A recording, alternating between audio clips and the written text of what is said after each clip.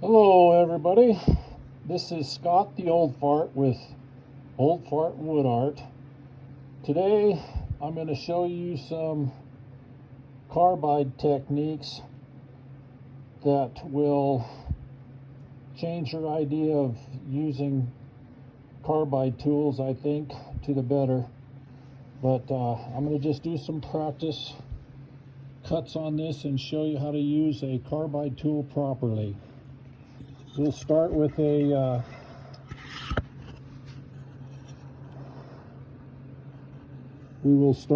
round carbide cutter and demonstrate how to use this tool to where you can slice the wood and not scrape the wood. All right, for reasons unknown to me, I learned this on my own.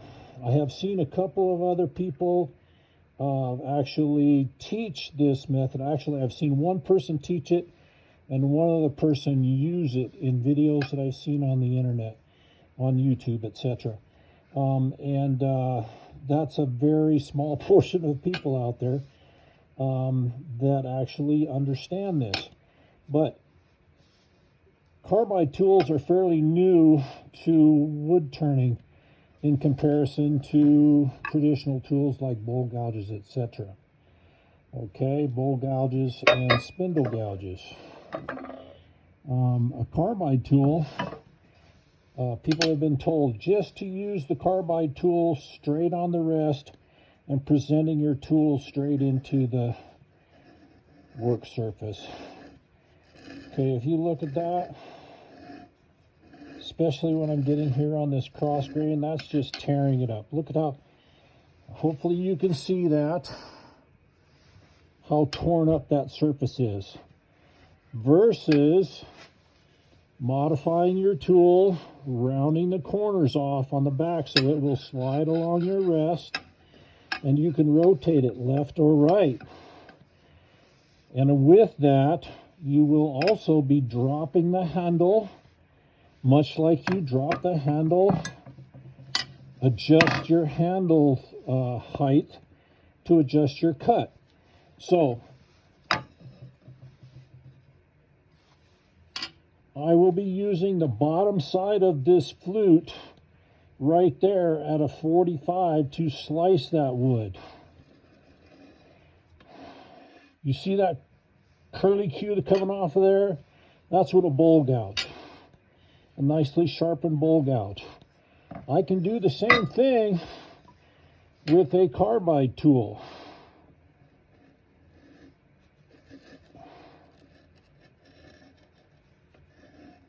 See that curly cue coming off of there?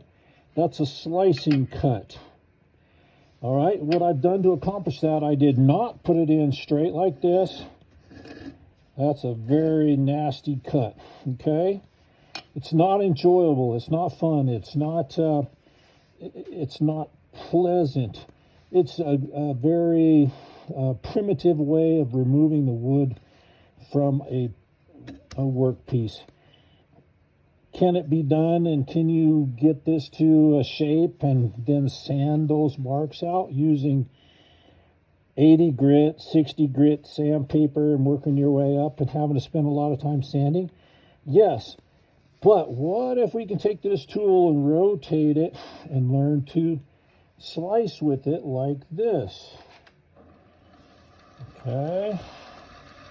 Now,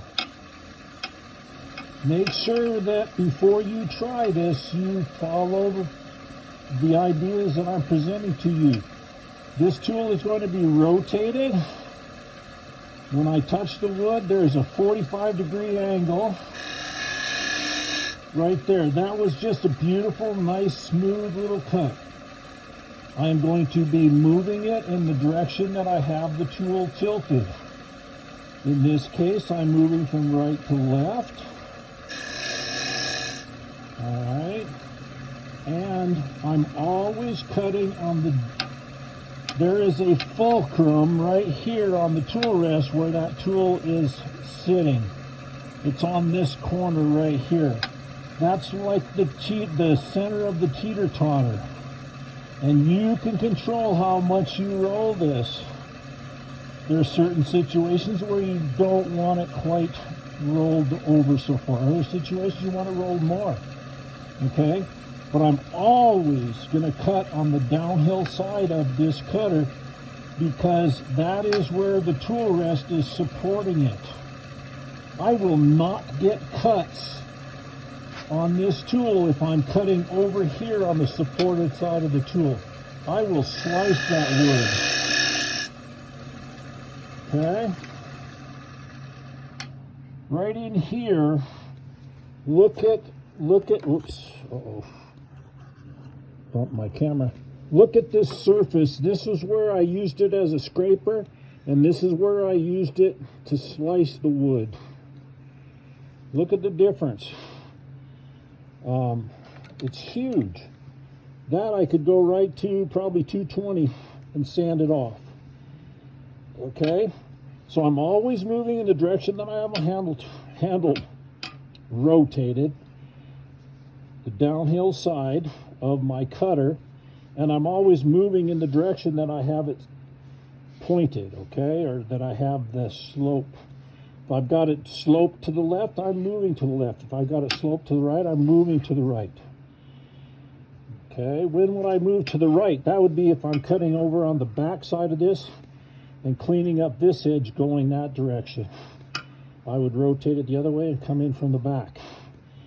Okay, so, and we're always going to cut down grain. 98% of the time, this method, you're going to use a pull cut. It is so easy. I'm going to use these fingers to pull, and then I'm just going to lean back. I can control that. I've got this down by my hip, much like I would a bowl gouge. Okay, now with a bowl gouge, I've got to come in from this angle and do a push cut.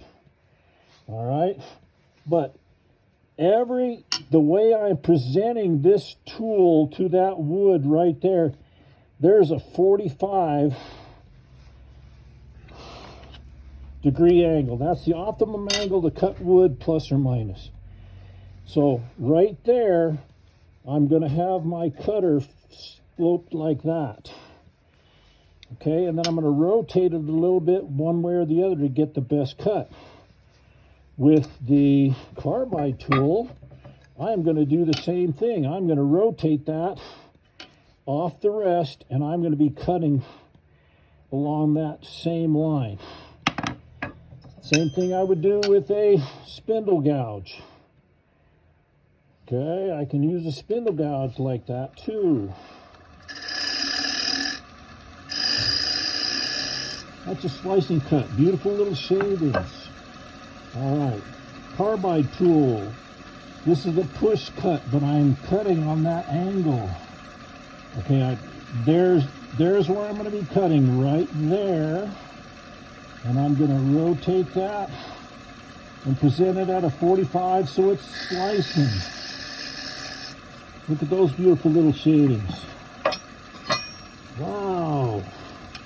Used like this is going to be not pleasant, I mean, if I'm gentle, I can do it. But that's going to tear that wood surface up. But if I rotate this, get the backside off the tool rest, and I slide to the left, watch this.